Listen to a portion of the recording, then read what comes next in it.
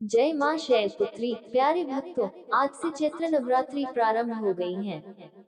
इस बार मां नवरात्रि में घोड़े की सवारी पर विराजमान होकर आए हैं। नवरात्रि के 9 दिनों में मां दुर्गा के अलग अलग स्वरूप की पूजा की जाएगी और आज माता के प्रथम स्वरूप शैलपुत्री की पूजा की जाएगी। पौराणिक मान्यताओं के अनुसार माता पार्वती पर्वतराज हिमालय की पुत्री हैं और मां के शैलपुत्री स्वरूप की पूजा देवी के मंडपों में पहले नवरात्र के दिन होती है। शैल का अर्थ है हिमालय और पर्वतराज हिमालय के यहाँ जन्म लेने के कारण इनका नाम शैलपुत्री पड़ा। पार्वती के रूप में इनको भगवान शिव की पत्नी के रूप में भी जाना जाता है। माता शैलपुत्री का स्वरूप बेहद शांत और सरल है। माता के एक हाथ में त्रिशूल और दूसरे में कमल शोभा दे रहा है। मां अपने नंदी नामक बैल पर सवार होकर संपूर्ण हिमालय पर विराजमान है। इसलिए माता शैलपुत्री को वृषुर्वा और उमा के नाम से भी जाना जाता है। पर्वतराज हिमालय की पुत्री होने के कारण माता की पूजा और भोग में सफेद चीजों का ज्यादा प्रयोग करें।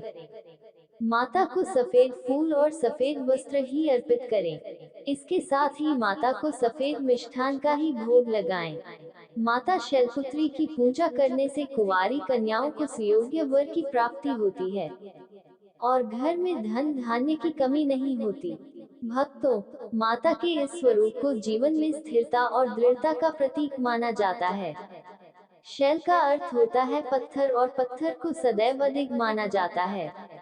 आइए भक्तों, अब सुनते हैं मां शैलपुत्री की पवित्र कथा। इस कथा को आज के दिन सुनने और पढ़ने से मनोवांछित फल प्राप्त होता है और सौभाग्य अखंड होता है। एक बार जब शिव भगवान के ससुर प्रजापति ने यज्ञ किया, तो इस यज्ञ में सारे देवताओं को निमंत्रित किया, लेकिन भगवान शंकर को निमंत्रित नहीं किया, किंतु सती यज्ञ में जाने के लिए विकल हो उठी। तब शंकर जी ने कहा कि उन्होंने सारे देवताओं को निमंत्रित किया गया है, केवल हमें ही नहीं, तो क्या है देवी, ऐसे में वहां जाना उचित होगा। किंतु सती का प्रबल आग्रह देखकर शंकर जी ने उन्हें यज्ञ में जाने की अनुमति दे दी। सती जब घर पहुंची तो सिर्फ मां ने ही उन्हें स्नेह दिया। बहनों की बातों में व्यंग्य और उपहास के भाव थे। भगवान शंकर के प्रति भी तिरस्कार का भाव है। महाराज दक्ष ने भी भगवान शिव के प्रति अपमानजनक वचन कहे। इससे सती को क्लेश पहुंचा। वे अपने पति का यह अपमान न सह सकी और योगाग्नि द्वारा अपने को जलाकर भस्म कर लिया। इस दारुण दुख से व्यथित होकर शंकर भगवान ने उस यज्ञ का विध्वंस कर दिया। यही सती अगले जन्म में शैलराज हिमालय की पुत्री के रूप में जन्मी और शैलपुत्री कहलाई। पार्वती और हेमवती भी इसी देवी के अन्य नाम हैं। शैलपुत्री का विवाह भी भगवान शंकर से हुआ। शैलपुत्री शिवजी की अर्धांगिनी बनी। मां शैलपुत्री की शक्ति अनंत है। मां शैलपुत्री को सफेद रंग बेहद प्रिय है, इसलिए पूजा के दौरान उन्हें सफेद रंग की चीजें, बर्फी आदि का भोग लगाया जाता है। पूजा में सफेद रंग के पुष्प भी अर्पित किए जाते हैं। माता के भक्तों को पहले दिन की पूजा में सफेद वस्त्र धारण करना चाहिए, ऐसा लाभकारी बताया गया है। माँ दुर्गा के शैलपुत्री रूप को गाय के घी और दूध से बनी चीजों का भोग लगाया जाता है। आप माता को गाय के दूध से बनी बर्फी, खीर या घी से बने हलवे का भोग लगा सकते हैं। माता शैलपुत्री की पूजा करने से व्यक्ति को धन धान्य, ऐश्वर्य, सौभाग्य और आरोग्य की प्राप्ति होती है। नवरात्र के दौरान दुर्गा सप्तशती का पाठ करना अत्यंत ही फलदायी होता है। कहते हैं कि जो व्यक्ति दुर्गा सप्तशती का पाठ करता है उसे हर प्रकार के भय, बाधा, चिंता और शत्रु आदि से छुटकारा मिल जाता है। साथ ही उसे हर प्रकार के सुख साधनों की प्राप्ति होती है।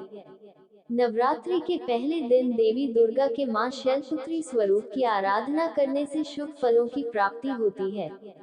धार्मिक मान्यताओं के अनुसार जिन लोगों के विवाह में दिक्कतें आ रही हैं, वो मां शैलपुत्री की पूजा जरूर करें।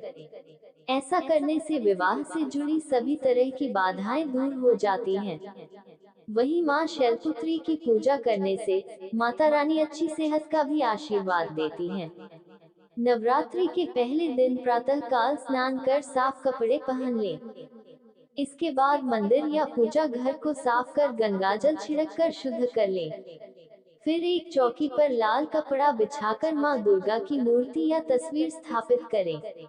अब देवी दुर्गा के पहले स्वरूप माँ शैलपुत्री की ध्यान कर उन्हें धूप, दीप, सिंदूर, अक्षत, सफेद फूल और फल चढ़ाएं। इसके बाद माता रानी को सफेद बर्फी या दूध से बनी शुद्ध मिठाई का भोग लगाएं। अब दुर्गा सप्तशती का पाठ करें, फिर बाद में माँ के मंत्रों का उच्चारण करें। माँ अम्बे या माँ शैलपुत्री की आरती के साथ पूजा का समापन करें।